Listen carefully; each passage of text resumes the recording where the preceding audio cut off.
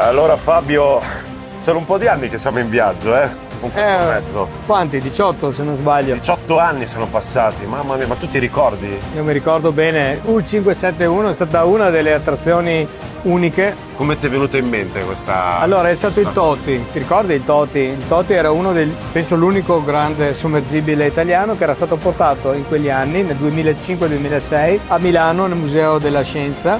E dissi io, cavolo, devo fare un sommergibile perché cavolo è un'esperienza che non ha nessun parco al mondo.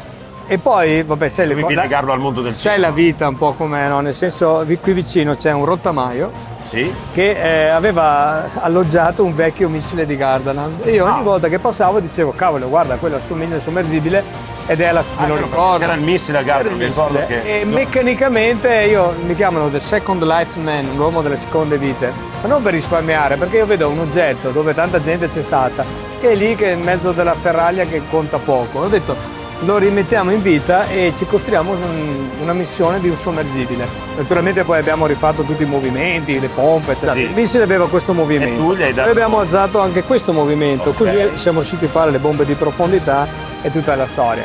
Mi sembra ieri, guarda, la cosa terribile è che sono passati 18 anni. Mamma mia. È una cosa che vi dico, che i primi giorni di apertura un signore anziano mi fermò e mi disse vorrei parlare col direttore. Io ero stato un po' così, le do, mi dica. Mi fa, ma sa che lei mi ha fatto rivivere un'emozione? Io ero nel Toti, cioè tu pensa, il nonno è venuto a portare i nipotini qui a Movieland ed era nel Toti e mi raccontava che insomma gli abbiamo fatto rivivere in parte un'esperienza che non provava dai tempi della guerra. Cioè questa è storica, anche un'attrazione per la scenografia, perché tu proprio entri in questo hangar dove c'è alloggiato il sommergibile, ma all'interno è proprio sembra di essere era a volte qualcuno ci ha mosso la critica che era un po' triste, no? Col finale, perché comunque negli U-Boat erano stati costruiti circa 150 sommergibili e ne sono tornati tipo una decina, ecco, quindi fai conto, equipaggi per 150 andati a finire male, quindi è un argomento un po' così, però è comunque fa parte della cinematografia, hanno fatto parecchi film, Caccia Ottobra Rosso, Il Curso, cioè quindi e per noi che siamo il parco dei film.